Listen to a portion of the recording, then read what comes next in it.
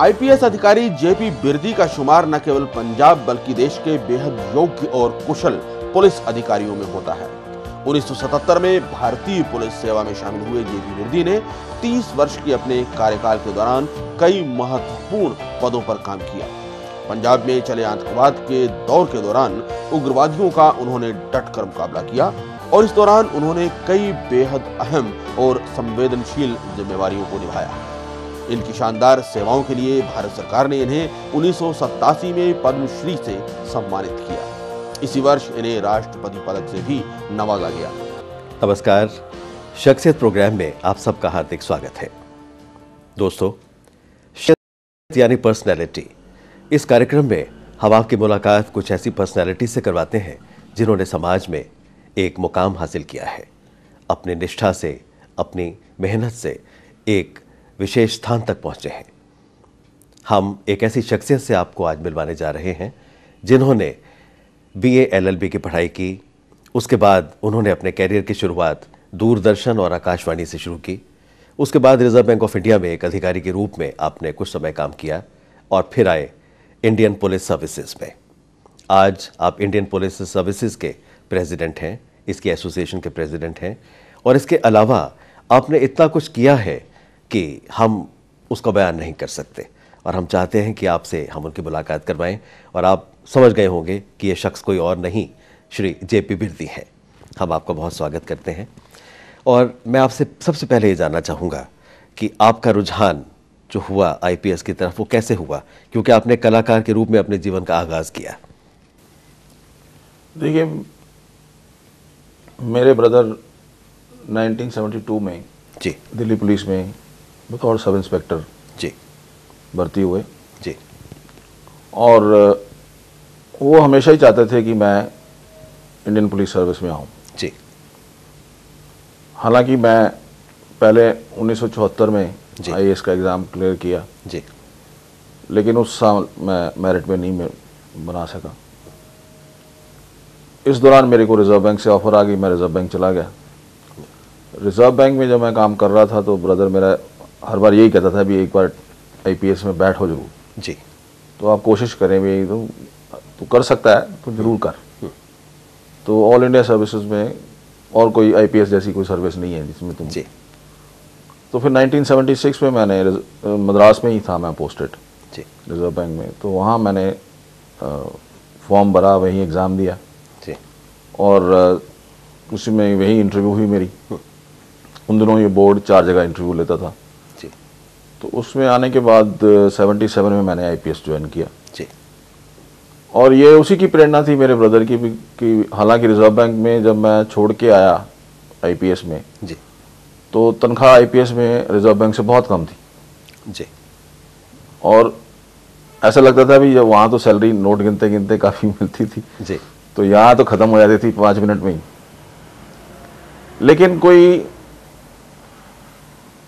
आने के बाद सर्विस में इतना हुआ कि 1979 मार्च में मैं अमृतसर पोस्ट हुआ जी और उस टाइम काफ़ी निरंकारी कांड हो चुका था जी और काफ़ी हालात नाजुक थे और जाते ही मुझे काफ़ी चैलेंजेस, स्टूडेंट एजिटेशन बहुत गर्म था उस टाइम जी और उसके होते होते 81 में जो भिंडरावाला सीन पे आ जाते हैं जी तो उस टाइम जो टेररिज्म भी शुरू हो गया था काफ़ी जी। और उस टाइम सिलेक्टेड किलिंग थी लेकिन टेररिज्म बहुत ज़्यादा जोर पकड़ रहा था जी। उसके बाद एक एंटी टबैको एजिटेशन हुआ 1982 में जी जिसमें कि उसके बाद काफ़ी कम्युनल सिचुएशन ख़राब हो गई अमृतसर की जी।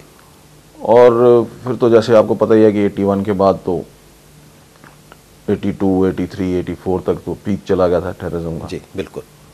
और उन दिनों मैं अमृतसर में ही था और काफ़ी एजिटेशन भी डील किया, कम्युनल क्लैशेस नहीं होने दिए जो कि आईएसआई का उस टाइम ये था कि हिंदू सिख आपस में लड़ें तो हम इसको डिवाइड करके अपना जो भी है खालिस्तान का जो इनका नारा था कि हम उस खालिस्तान को प्राप्त करें। जी। मैं तो ये कहूँगा कि उस टाइम के ऑफिसर और जो फोर्स थी जी काफ़ी मतलब दिलेरी से लड़ी, ताकि इन्होंने आपस में हिंदू सिख का जो था, बहुत बड़ी बात है, बहुत फसाद नहीं होने दिया जी।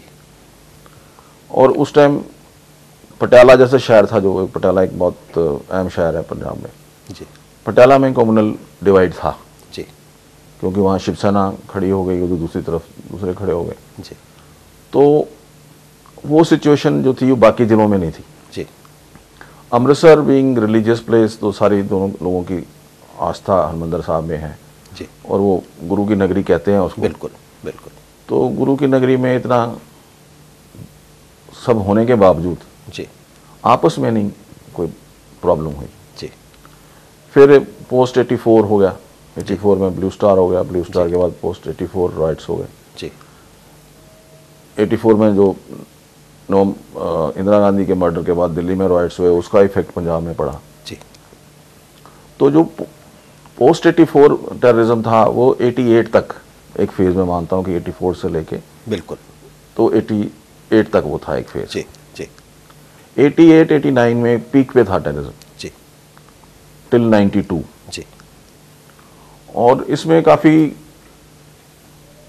ये हुआ कि पुलिस की भी काफ़ी लोग मरे, पुलिस के हमारे रिश्तेदार भी काफ़ी मरे, जी हमारे पुलिस वाले भी, उनकी फैमिलीज को भी इन्होंने हिट किया, सब कुछ किया। जी लेकिन किसी उस पे आके हम लोगों ने कभी कंप्रोमाइज़ नहीं किया अभी कि टेररिस्ट के साथ कैसे लिनियंसी करनी है या कैसे डील करना है। बिल्कुल, हर एक फेज में एक डिफरेंट चीज़ आती रही जी कि भी हर एक फेज, पहला टेररिज्म शुरू हुआ तो आईएसआई स्पॉन्सर था, जी दूसरा शुरू हुआ फिर उन्होंने वेपन्स इनको अच्छे सोफिस्टिकेटेड वेपन दिए, जी फिर इन्होंने पाकिस्तान में इनके ट्रेनिंग कैंप्स लगाए। जी ट्रेनिंग कैंप्स लेके जो पोस्ट 84 था उसमें कम से कम 750 से लेके 800 लड़का जी जो बॉर्डर डिस्ट्रिक्ट्स में था, फिरोजपुर, अमृतसर, गुरदासपुर, जी वो सारा क्रॉस चला गया पाकिस्तान। जी वो पाकिस्तान को एक मटेरियल मिल गया अभी इनको हम ट्रेनिंग दे के, जी तो वहाँ पे इनकी इंटरनल लड़ाई में उसका फ़ायदा उठा सके। बिल्कुल,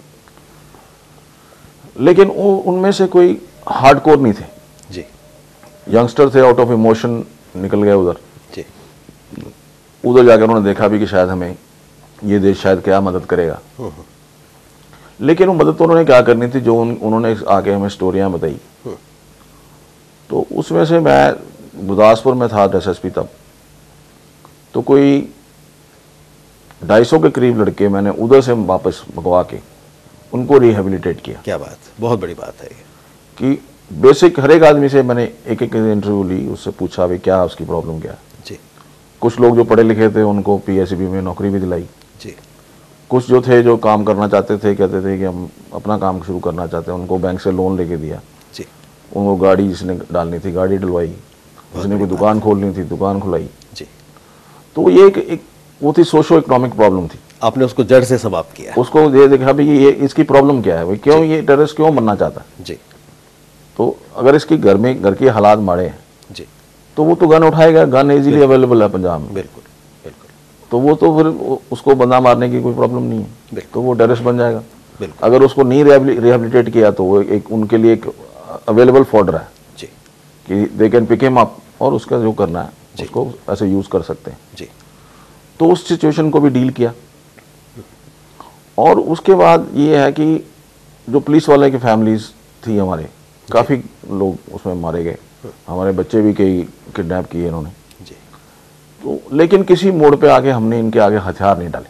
जी मैं आपको एक इंस्टांस बताना चाहता हूँ कि मैं जब 86 की बात है जी कि एसएचओ कादियाँ होता था मेरे साथ, इंस्पेक्टर बलदेव सिंह, जी उसका लड़का था 3-3.5 साल का, किडनैप कर लिया उन्होंने। मैं उसके घर गया, जब पता लगा तो उसकी वाइफ वाज मेंटली रैक, मतलब बहुत बुरा हाल था उसका। जी अच्छा, गलती वो ये कर गया कि वो एक लेटर छोड़ के चले गए कि हमने उठाया है, तो उसने नाम लिख दिया अपना। जी तो पता लग गया भी मेरे को भी ये कौन सा ग्रुप है। उस टाइम मेरे पास हेलीकॉप्टर भी होता था गुरदासपुर में। जी तो मैंने उसके फादर को बुलाया, तो मैंने कहा ये तेरे बेटे की लिखाई है? कहता हाँ जी। वो मैं कहा देख वो हमारा SHO का बेटा किडनैप किया उसने, या तो तू छुड़ा के ले आ, या फिर कल को मेरे को मत वो ये कोई तेरे साथ जांच हुई जी। तो मैंने टैक्सी जितनी स्टैंड, थोड़ा छोटा सा गुरदासपुर, उसमें टैक्सी 8-10 होती थी उस टाइम जी। वो सारे मैंने अपने ड्राइवर लगा दिए उसमें, टैक्सियाँ प्राइवेट, वो टैक्सी करके जाएगा ही उसको मिलना। तो जैसे वो टैक्सी करके गया तो वायरलेस पे इन्फॉर्मेशन आ गई भी इस तरफ को जा रहे हैं हम लोग। मैंने हेलीकॉप्टर से ऊपर निकला, तो जैसे ही वो कलानौर साइड में गया था, वहाँ एक गन्ने के खेत में उन्होंने बच्चा रखा हुआ था जी।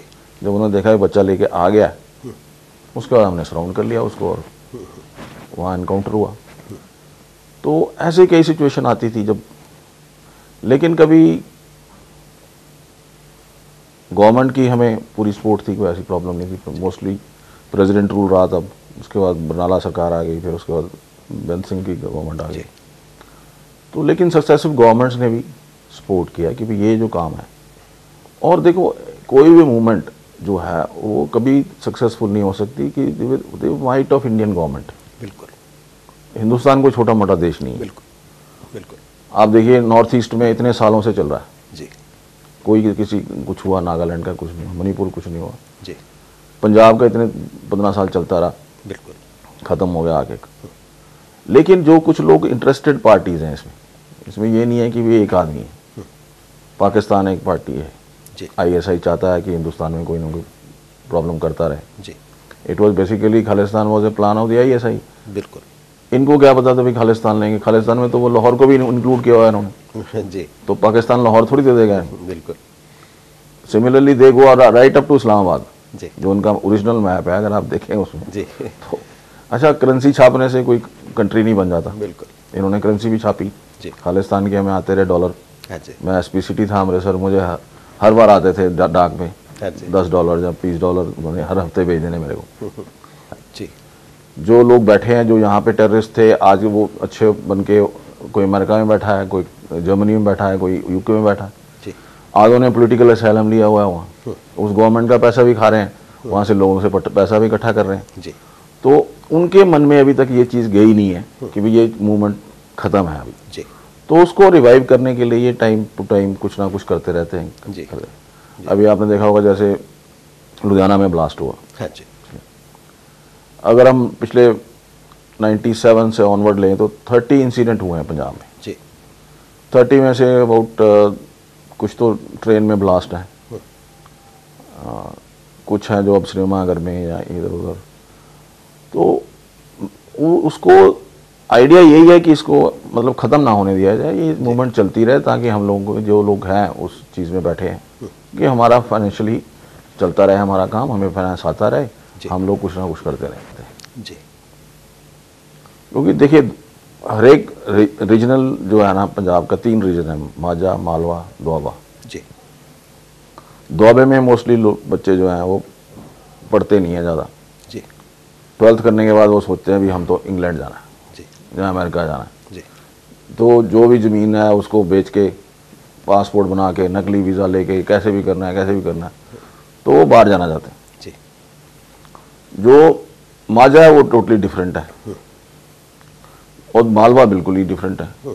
तो टोपोग्राफी में करिए भी हम लोग जो है ना वो एक दूसरे से मेल नहीं खाते। जी। और आप किसी गांव में चले जाएं, दुआबे में किसी बच्चे को बोलें भी तेरे को अमेरिका जाना है, वो तो आपके पैर पकड़ लेगा।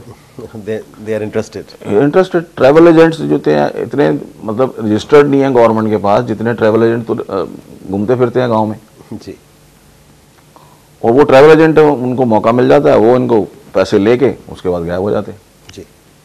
तो पिछले साल ही अभी मैंने मेरा ख्याल 700 कितने ट्रैवल एजेंट्स के खिलाफ पर्चा दिया, जी, कि जिन्होंने लोगों को चीट किया लेकिन भिजवाया नहीं। जी। तो वो इकोनॉमिक प्रॉब्लम है पंजाब की। जी। इसीलिए हमारे पास यहाँ लेबर करने को पंजाबी यूथ नहीं मिलता हमें। बिल्कुल ठीक बात।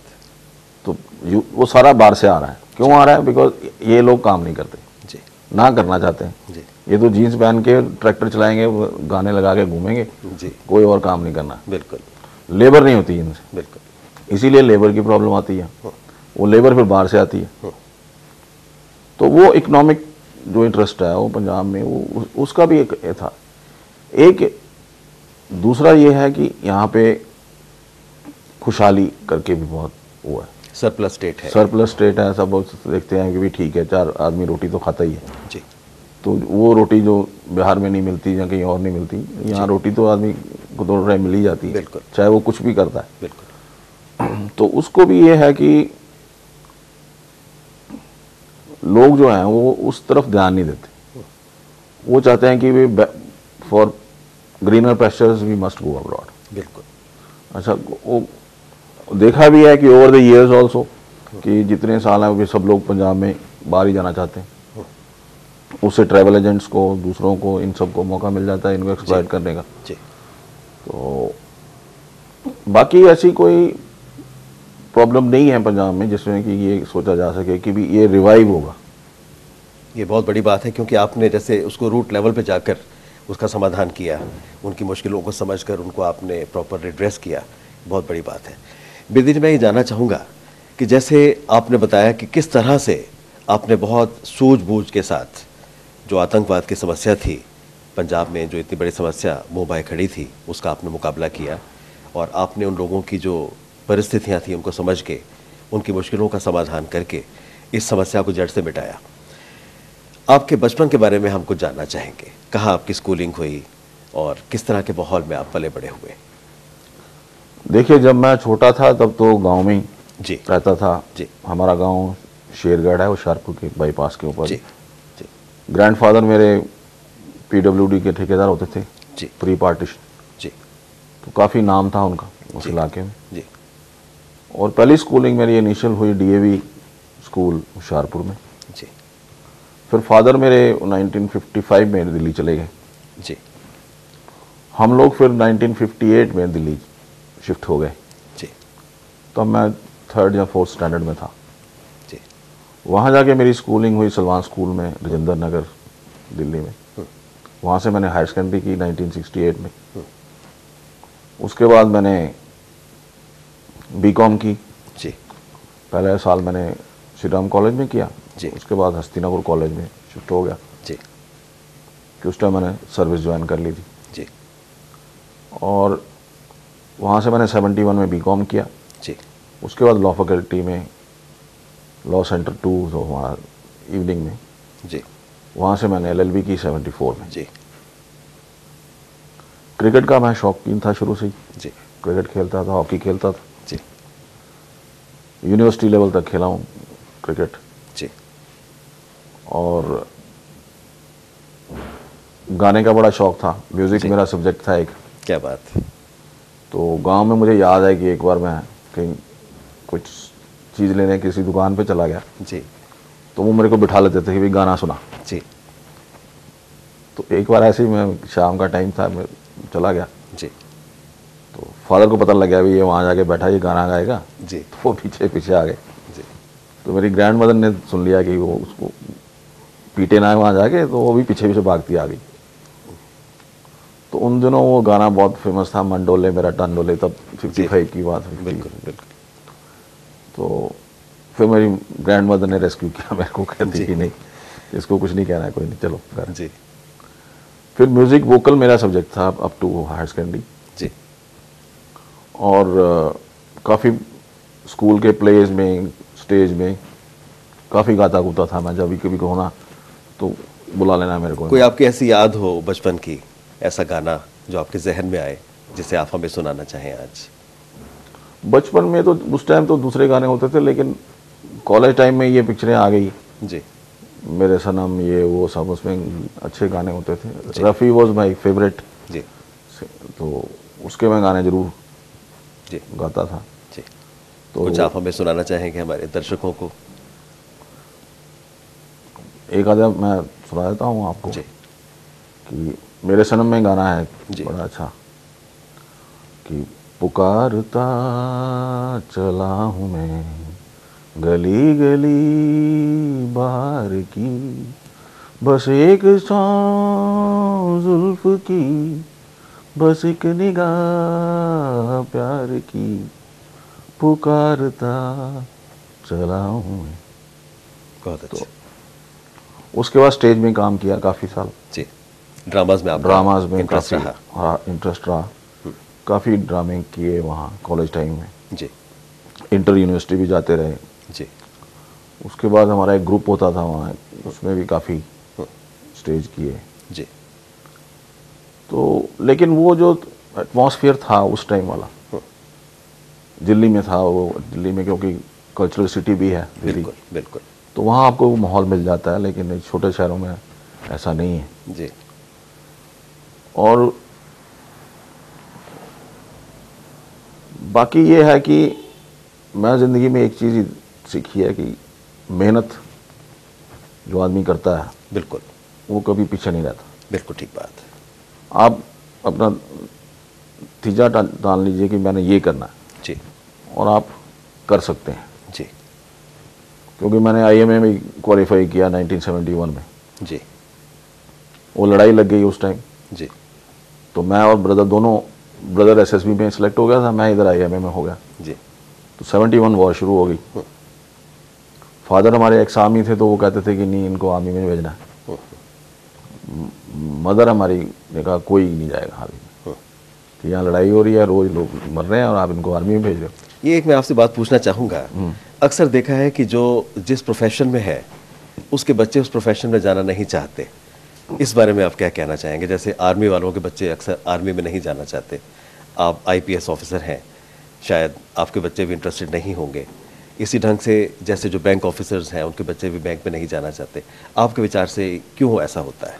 देखिए वो जब लाइफ देखते हैं ना आपकी, अब हमारे बच्चों ने हमारी लाइफ देखी है भी, कैसे हम सुबह जब निकलते हैं शाम को पता नहीं भी आएंगे भी कि नहीं आएंगे, टाइम ऐसे थे जी। तो देखिए मैं अपने बच्चे 5-7 साल नहीं पढ़ा सका किसी स्कूल में, बिकॉज हमारे बच्चों को एडमिशन नहीं देता था। बिल्कुल ठीक बात है। वो कहते भी इनकी वजह से हमारे बच्चे ना मारे जाएं। बिल्कुल। तो मैंने इनको 5-7 साल इनको इनिशियल स्टेज में घर में बैठ के पढ़ाया। बहुत मुश्किल के दिन थे वो। जी। अच्छा, अब वो चीज़ मैं इनको नहीं दे सकता वापस। जी। अब वो देखते हैं भी ये तो सुबह जाते हैं बगैर गनमैन के, हम बाहर नहीं निकल सकते। बिल्कुल। 4 आदमी हमारे साथ जाएंगे, जी। प्राइवेसी नहीं रहती हमारी, हम किसी से बात नहीं कर सकते। जी। तो वो देखते हैं कि रिस्ट्रिक्शन इतनी है लाइफ में, तो इससे अच्छा है भी इस सर्विसेज में कुछ नहीं रखा। वो उसकी सच्चाई को जान चुके होते हैं, वो पता उन्होंने देख लिया होता है, नजदीक से देख चुके होते हैं, उन्होंने झेला है सारा कुछ। जी। तो वो झेला है तो वो देखते हैं भी नहीं इसमें कुछ नहीं है। जी। और वैसे भी मैं देखता हूँ कि सर्विसेज में वो चार्म रह नहीं गया। बिल्कुल ठीक बात। जो हमारे टाइम में सर्विसेज में चार्म था वो चार्म अब नहीं है। जी। आज एमएनसी में को बच्चा आपका जाता है तो एमएनसी में उसको अच्छा पैसे देती है। जी। और क्वालिफिकेशन के हिसाब से उसको पैसे मिलते हैं। अगर वो एमबीए है तो उसको अच्छा जॉब मिलेगा। बिल्कुल बिल्कुल। तो जब वो देखते हैं कि भाई I can sustain with this, जी, तो सर्विसेज में क्या है, सर्विसेज में तो आधे पैसे नहीं मिलते उसके बिल्कुल बराबर। बिल्कुल बिल्कुल। जाहिर है जैसे आपने बताया कि बचपन में और कॉलेज के डेज में आपने प्लेज में और सिंगिंग में बहुत एक्टिवली पार्टिसिपेट किया, तो आपके अंदर एक कलाकार छुपा हुआ था और वो कलाकार बाहर निकला जब आपने आकाशवाणी और दूरदर्शन में कुछ समय काम किए। कैसा आपका अनुभव रहा वहाँ पर आकाशवाणी में और दूरदर्शन में? ये बहुत अच्छा था। मेरा को ओवरसीज में प्रोग्राम चलता था तब जी, तो बड़ा पॉपुलर था मैं लोगों के बीच में। जी, इतने फ़ोन आते थे उस टाइम, तो फ़ोन का ही था। जी, अब तो मोबाइल आ गए हैं, उस टाइम तो मतलब ये था कि फरमाइश ख़त्म ही नहीं होती थी लोगों की। जी। तो वो अच्छा एक्सपीरियंस था एक लाइफ में भी, नया काम है। जब आपने आईपीएस ज्वाइन किया, कहीं आपको ऐसा महसूस तो नहीं हुआ कि आपके अंदर के कलाकार को एक जगह कैद कर दिया गया या एक ही उसको फ्रेम में डाल दिया गया? नहीं, ऐसा नहीं। जो आपकी वो प्रतिभा है वो तो आप कभी भी उसको यूटिलाइज कर सकते हैं। जी। तो अब कभी इकट्ठे होते हैं, फैमिली इकट्ठी होती है, तो हम लोग आपस में वो एंजॉय कर लेते हैं। अब वो आपकी हॉबी बन गई और ये हॉबी, आपका प्रोफेशन डिफरेंट हो गया जी। वो हॉबी हो गई। जी। घर में कोई फंक्शन हुआ या कुछ हुआ तो अपना निकाल लिया, जो दिल का गुब्बार है वो पूरा कर लिया। तो वो तो चलता रहता है, उसमें कोई ऐसी प्रॉब्लम नहीं है। तो कभी फैमिली गेट टुगेदर हो गई, भाई इकट्ठे हो गए, बहनें इकट्ठी हो गई, जी, तो फिर पूरा एंजॉय करते हैं पुराने दिन। जी, जब इकट्ठे बैठ के खाते थे, एक ही माँ बनाती थी खाना, सारे नीचे बैठ के खाना खाते थे। बिल्कुल बिल्कुल। तो लेकिन वो आजकल वो सिस्टम नहीं है। नहीं है। जो पुराने ज़माने में माँ ने आपके साथ बैठना, बनाना, आपको चारों भाई बहनों को बुला के ढा के खिलाना, अब नहीं है। अब टाइम ही नहीं है किसी के पास। बिल्कुल ठीक बात है। एक दूसरे से मिलते नहीं है, हफ्ता हफ्ता बेटा नहीं मिलता बाप से, जी तो वाइफ अगर वाइफ वर्किंग है तो वो नहीं मिलती आपसे, जी। तो वो चीज़ सिस्टम नहीं रहेगा। तो अपने व्यस्त समय में जो आपको कुछ समय मिलता है, आपकी कौन सी ऐसी हॉबीज़ हैं जिससे आप अपनी मोनोटनी को ब्रेक करते हैं? देखो मैं तो गोल्फ खेलता हूँ, वीकेंड में 3 दिन तो मैं गोल्फ खेलता ही खेलता हूँ। बहुत बढ़िया। सुबह 6 बजे से लेकर 9 साढ़े 9 तक। जी बाकी टाइम में मैं फाउंड ऑफ रीडिंग, तो मैं कोई ना कोई नॉवल पढ़ लेता हूँ। जी। और लिखने का शौक है, लिखता भी हूँ। आपने 3 पुस्तकें भी लिखी हैं। हाँ, मेरी अब 5 हो गई। 5 किताबें होंगी। हमें उनके बारे में आप कुछ बताइए। प्रोफेशनली ये जितनी बुक्स हैं सारी प्रोफेशनली हैं। जी। तो एक सबसे पहले तो मैंने लिखी थी ऑन इन्वेस्टिगेशन जी। क्रिमिनल केसेस के, उसमें डायरेक्शंस दिए हैं सबको भी कैसे कैसे इन्वेस्टिगेशन करनी चाहिए, जी। क्या क्या उसमें त्रुटियां आपकी जो प्रॉब्लम आती है आपको कोर्ट में। बिल्कुल बिल्कुल। फिर उसके बाद मैंने एक सिक्योरिटी के ऊपर लिखी बुक, जी। Personal security of the individual as well as of the society as well as of the VIP. फिर मैंने आर्ट ऑफ इंटरोगेशन पे एक किताब लिखी, जो कि इसके सब्जेक्ट के ऊपर बहुत कम बुक्स है। जी। जो मेरा इतना 30 साल का एक्सपीरियंस था, उसमें मैंने क्या क्या सीखा, जी। इंटरोगेशन कैसे की। और आपको याद होगा कि ब्लैक थंडर 2 जब हुआ तो 147 टेररिस्ट ने सरेंडर किया। जी। तो गिल साहब ने मुझे, मैं उन दिनों एसपी इंटरोगेशन सेंटर होता था, जी। मैं बोला ये सारे ले जाओ, तुम इंटरोगेट करना है सबको। जी। तो वो पूरे 147 के 7 जी। टेररिस्ट फ्रॉम डिफरेंट फील्ड्स, जी। दो हुए इनसाइड द गोल्डन टेम्पल, वो सारे मैंने इंटरोगेट किए।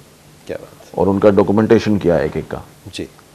तो वो जो एक्सपीरियंस था वो मेरे को लगा कि मैं और किसी को नहीं मिल सकता वो। बिल्कुल। ऐसे हालात कभी आएंगे नहीं, बिल्कुल। ना कभी आपको मौका मिलेगा ऐसा। बिल्कुल।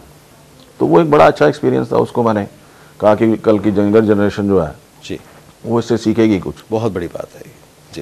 कि इंटरोगेशन बहुत ही इतना मुश्किल काम है, बिल्कुल इतना मुश्किल काम है कि इसके लिए पेशेंस होना बहुत जरूरी है। बहुत ज़रूरी है कि आपको कितने घंटे लग जाएंगे ये भी नहीं पता।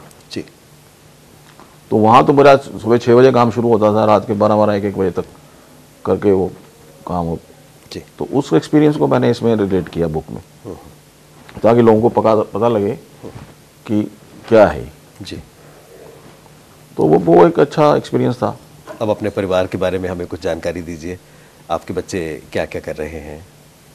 बच्चा मेरा एक लड़का है जी, तो वाइफ मेरी हाउस वाइफ ही है जी। बेटा जो है वो BA LLB किया उसने, ऑनर्स अभी पिछले साल ही। बहुत अच्छा। जी। और बेटी ने मास्टर्स करी है नॉटिंघम यूनिवर्सिटी से साइकोलॉजी में। जी। काउंसलिंग साइकोलॉजी में। जी। और वो आजकल लंदन में ही है। जी। आपका जो जीवन है एक ऐसी किताब है जिसमें हर किसी को प्रेरणा मिलेगी। किस तरह से आपने अपने आप का निर्माण किया, अपने व्यक्तित्व का आपने निर्माण किया। You are a self made person.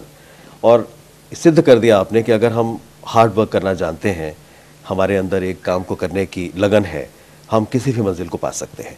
क्योंकि एक कलाकार से आपने अपना जीवन शुरू किया, आप IPS अधिकारी बने और उसमें आपने बहुत जस्टिफाई किया अपने काम को।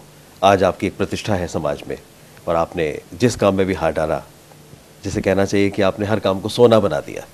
और आज के इस कार्यक्रम से हमारे जो दर्शक हैं, मैं इनसे कहना चाहूँगा, अगर आप मेहनत करते हैं तो कोई भी मंजिल आपके लिए बहुत दूर नहीं है।